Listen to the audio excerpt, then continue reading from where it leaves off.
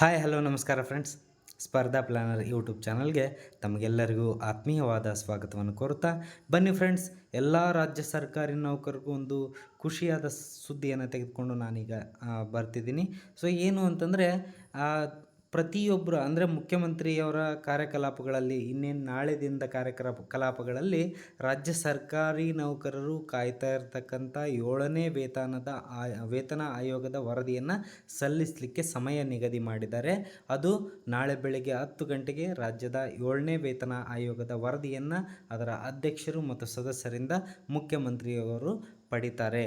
ಪಡೆದಾದ ನಂತರ ಏನೆಲ್ಲ ಆಗ್ತವೆ ಆ ಮಾಹಿತಿಗಳನ್ನ ಸಹ ನಾವು ಮುಂದಿನ ದಿನಗಳಲ್ಲಿ ನಾಳೆ ದಿನ ನಿಮಗೆ ತಿಳಿಸ್ತಾ ಹೋಗ್ತೀವಿ. ಸೊ ಇದು ಯಾವಾಗ ಅನ್ನೋದನ್ನು ನೀವು ನೋಡ್ಕೊಳ್ಬೇಕು.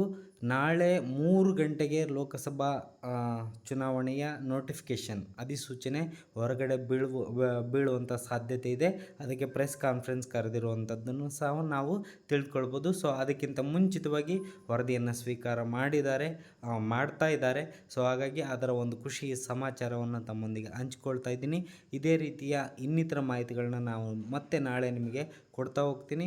ಸೊ ದಯವಿಟ್ಟು ಯಾರೆಲ್ಲ ಇನ್ನೂ ನಮ್ಮ ಸ್ಪರ್ಧಾ ಪ್ಲಾನರ್ ಯೂಟ್ಯೂಬ್ ಚಾನಲ್ಗೆ ಸಬ್ಸ್ಕ್ರೈಬ್ ಆಗಿಲ್ಲ, ದಯವಿಟ್ಟು ಸಬ್ಸ್ಕ್ರೈಬ್ ಆಗಿ ಅಂತ ತಿಳಿಸ್ಕೊಡ್ತಾ ಧನ್ಯವಾದಗಳು ಫ್ರೆಂಡ್ಸ್.